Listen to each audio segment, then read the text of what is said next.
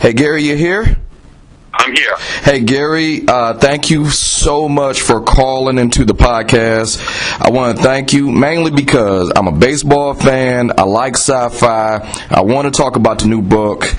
Please, but before we start, I want you to just throw it out there, the book, your social media information, whatever you got. Please, go ahead, Gary. Well, it's by Gary Morganstein, and it's book 2 of Fastball for Freedom, which is available for pre-order. It releases officially March 25th, so you can get Amazon, Barnes & Noble, order via bookstore all over the world, and I'm at Writer Gary on Twitter, and you can find me on Facebook. I never quite remember how you do that, but Well, Gary, thanks for calling in the podcast. I want to talk about the new book, and I thank you for sending me over the new book. I got to be honest, I didn't finish it. I did read it, and I'm very I'm weird about talking about it because I don't want to spoil it for people. But like you said, it is the second in the series. I think the first one was Mountain Over Hill. Yes, sir. So please tell me about the new book, just in your own words, so I don't spoil it. Well, no, and you know what? Some writers are so precious about spoilers, and I mean, I'd rather no one give away the exact ending, but to talk about the story, please, I want you to be comfortable talking about it. It's a trilogy, and it started, as you said, with A Mound Over Hell, and this is America in 2098, after we've lost World War III to the radical Islamic Empire. Imagine ISIS taking over most of the world, and America is now a society governed by the family. So we're post-democracy. We failed democracy. We failed capitalism, socialism. It's a society based on loving and relationships. I mean, what a notion! It doesn't matter, what you are, but who you are. But there's also kind of a benevolent tyranny. So, for example, there's no social media. You talk about it because it was banned under the Anti-Narcissism Act. Because if you believe that a family is the most important ingredient, and friendship is the most important, and loving and caring is the most important, then social media goes against that. Because I don't want to shock anyone out there, but the 1,000 friends you have on Facebook really aren't your friends. Not all of them. And so that's what the society leans into. Patriotism is banned because that represents the old America, for example. So as book 1 goes into book 2 of Fastball for Freedom, baseball, which had been discredited and associated with the old America, the old world power, all-powerful America, is on the verge of playing its final season ever at Amazon Stadium, formerly known as Yankee Stadium, with 2 very pathetic baseball teams where the players are so out of shape that holograms run the bases for them. And then, by the miracle, Ty Cobb and Mickey Mantle come back. And baseball enjoys a renaissance, which doesn't last too long in book 1, because once again there's a terrorist attack at Yankee Stadium, and Yankee Stadium is ground to the ground. It's destroyed.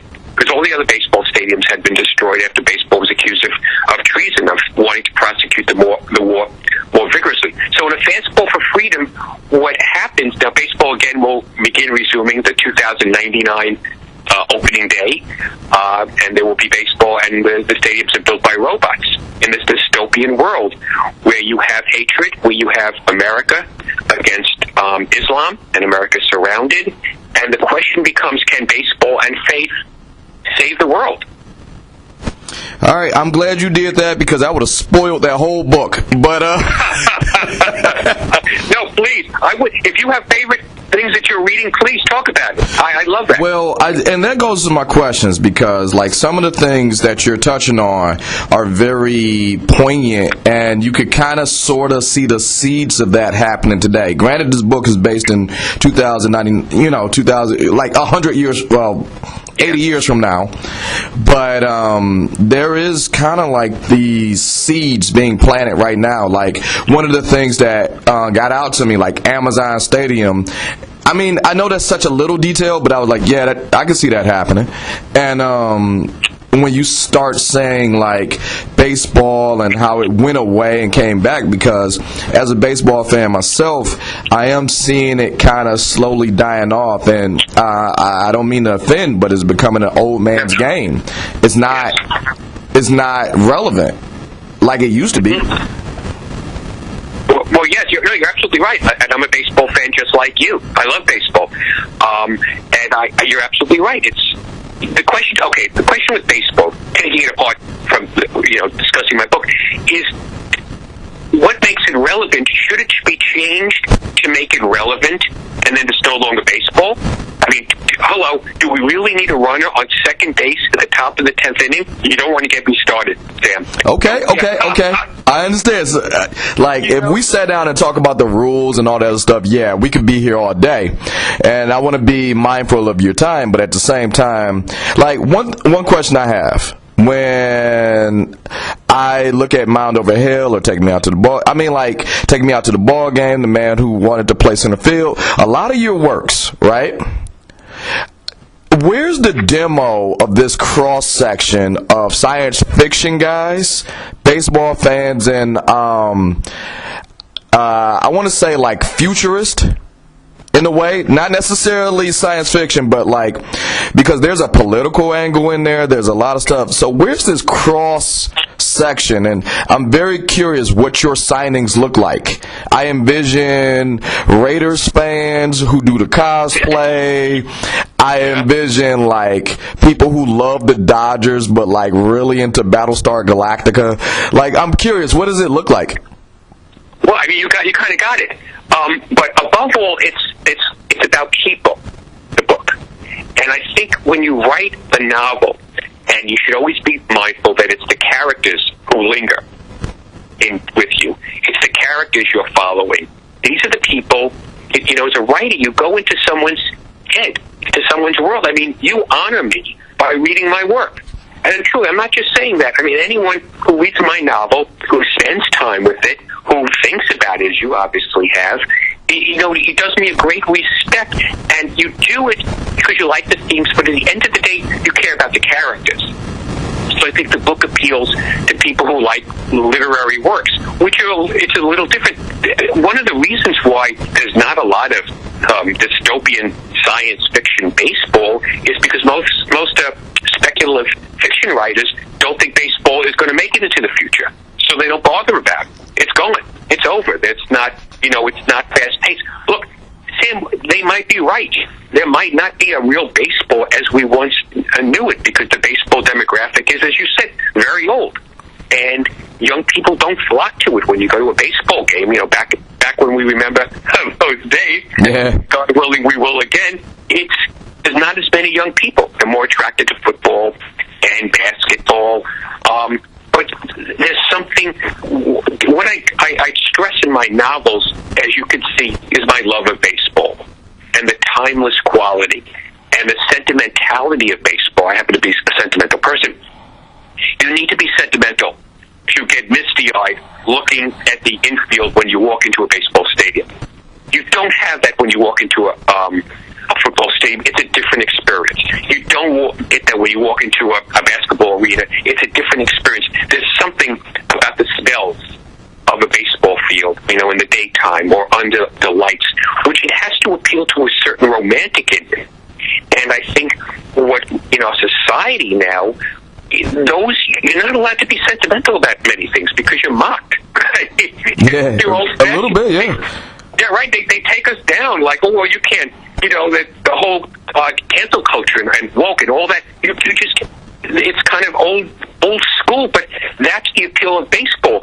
So the point is, what's wrong with that? What's wrong with taking a breath and not answering your friend's text within 8 seconds, as I think is the average? About that, yeah.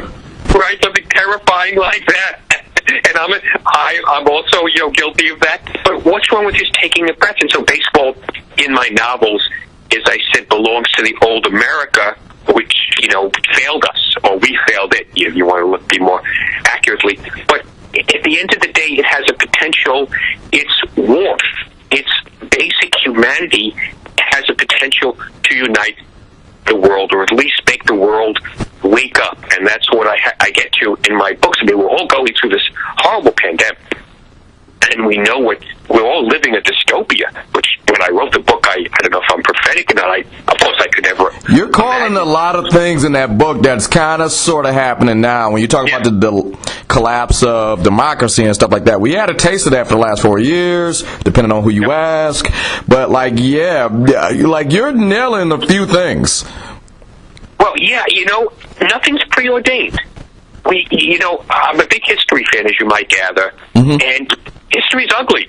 And but we live in a world where you can't talk about history because it's ugly, because then you're accused of embracing it. Well, no, I'm not saying that was right, what happened, but we need to understand it.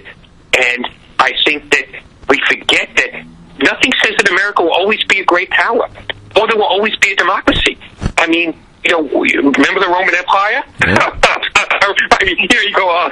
The British Empire, on, the Turkey, the Ottoman Empire, on and on. Nothing said that they will last forever. And we only last forever if we invest in it. And so when you write, the wonder of writing science fiction is, you're absolutely right.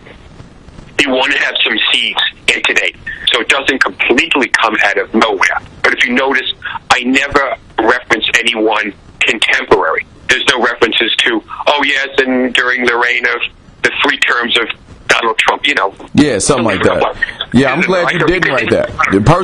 Personally, I'm glad you didn't write that, because that would kill me.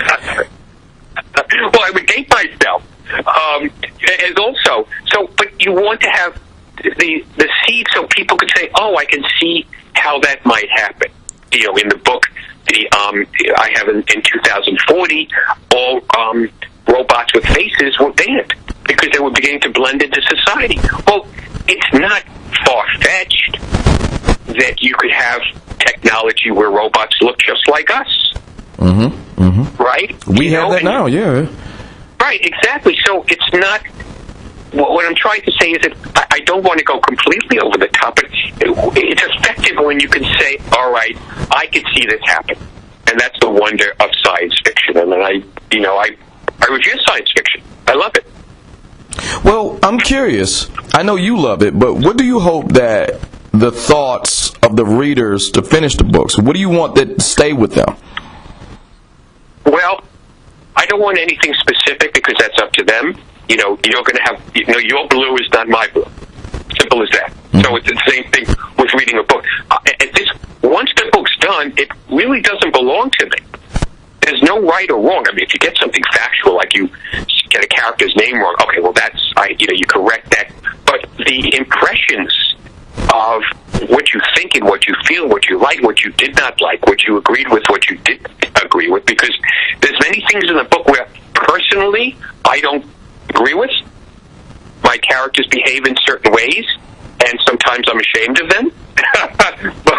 But I would not do that. I don't think that they did right things, but they're flawed, like all of us. And I know it sounds very trippy when writers say this, so forgive me, but sometimes your characters simply take over. And I can't tell you, and you ask any writer, and they'll admit it, and it's not because, we're that crazy, although we're a little crazy. Oh, trust me, I know.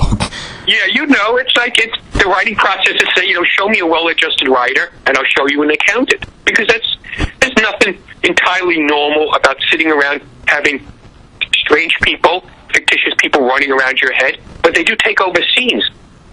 But ultimately, I just would hope that the reader thinks a little bit and is moved in whatever direction. I'm not going to guide them because that's not up to me. That's not my job anymore. It's up to, the wonder of reading a novel is no one is guiding you. You're not in a movie theater or a theater where other people are responding and you react to them. They say when you're in the theater, people at first wait to see if it's okay to laugh. It's funny. It's like human nature. Oh, yeah, yeah. Right. Then everyone else is laughing. It's okay for you to laugh. But when you're reading a novel, that's you. There's no CGI. This is your CGI. I've tried to paint a picture, but ultimately, it's how you are going to see these characters. I can describe the character, but you're going to see Puppy Nita or Zelda Jones or, Ned Ramos, or all the many characters, the way you see it, and that's the magic of it. Well, one thing I want to know, when you talk about magic and perception of the readers, what were some of the challenges, the big challenge you had with writing this book? I understand it's a trilogy, and you kind of can follow off the last one, but what was the challenge with this one, Fastball for Freedom, opposed to pretty much anything else? Well, I have to make the story, I had to create a new story while continuing the old one. And I didn't want it to be I wanted it to be self-contained, but it has the same characters, and they have background, and they have a history. So things that happen in Mount Over Hill will guide you. It helps if you've read the first one. If not, I like to think you could understand after a while. What I did was in book one, it's almost all set in America, and a lot of it in New York and the Bronx, which is the center of the U.S. government. Ironically, the poor, impoverished Bronx of 2020 is now the seat of American government because Manhattan's been hit with a chemical attack, and it's not habitable. And the Islamic Empire took out Washington, D.C. So, but now in book two, I open it up. So half the action, as you see, is taking place in London, in the Caliphate of London, because I wanted to show. In book one, I reference, the bad Islamic, blah, blah, blah, blah. But now I want people to see what life is like, and that there are going to be villains, and there's going to be people who are not so villainous, people who want change. And I think I'm always very respectful. I have to tell you, I've always been, I really appreciate it. I wrote a book about Islam attacking us, the Islamic Empire. And only one person has ever said, oh, you're Islamophobic. Because I really bent over backwards to show that there's good and bad, and to explain and to show positive among all people, because that's ultimately the theme of the book, is that people coming together. But in a Fastball for Freedom, I'm also, as you know, Sam, I don't pull punches. I show a lot of ugly stuff. Yeah, I know. And that's where it's a weird scary with it, because you could see it happening now. You're reading the book, and I don't know, maybe this is my perception. I kept looking at it like, well, if this is happening then, what are the middle events from my world as I see it right now to this? Because I could totally see this happening. So I guess it's like this. I will say you made a very engaging book. I'm not done with it, and I want to see how it works out at the end of this. I kind of want to see how it works out in this trilogy, to be quite honest with you. I want to see how we got here, but one thing I'm always big on, I don't know how many times you listen to podcasts or how many times the interviews or whatever, we always have this way of saying throwing the ball back. So if there's someone out there listening to me and you right now, and they want to become a writer, they have ambitions, what advice or words of wisdom would you have for those future writers or novelists out there? What would you want to say to them that maybe somebody didn't say to you, or something you didn't learn, or whatever? What advice would you give them? I think you can't be afraid to write what you want to write. And I think you just have to write from your heart. And I think that's the most important thing. And then the really basic fact is that it's hard work. You know, Sam, people say, oh, I always want to write a novel, I got this idea. God bless you. But you've got to write it. And it's not just the writing, it's the editing. The actual physical number of pages of the original manuscript of The Fastball for Freedom was like 650 pages, and I think I did 8 or 9 drafts. And I'm not talking, a draft going back over the scene that day or the next day. I'm talking about page 1 to the end. And because I'm a little anal, okay, but you got it. You can't be afraid to devour your young, to devour your words, to edit, to cut, to change, to say, oops, I've gone the wrong way. And I think that's really important. You just have to work hard at it and be prepared to work hard at it, because it's very, very rewarding when someone, I'm talking to you and you're enjoying my book and we've never met, and I mean, that's special. That's all. I mean, it's just flat out special.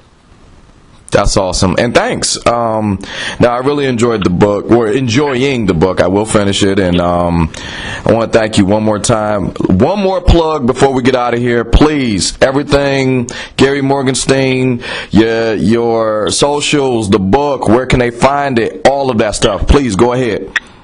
Well, it's Gary Morgenstein of Fastball for Freedom, and my author page is at the publisher, which is BHCPress.com, and you could buy it Amazon, Barnes & Noble, Apple Books, Google Books, or you could just walk into your bookstore and they'll order it for you, because it's distributed, all the major distributors carry it, of course, and it's really all over the world.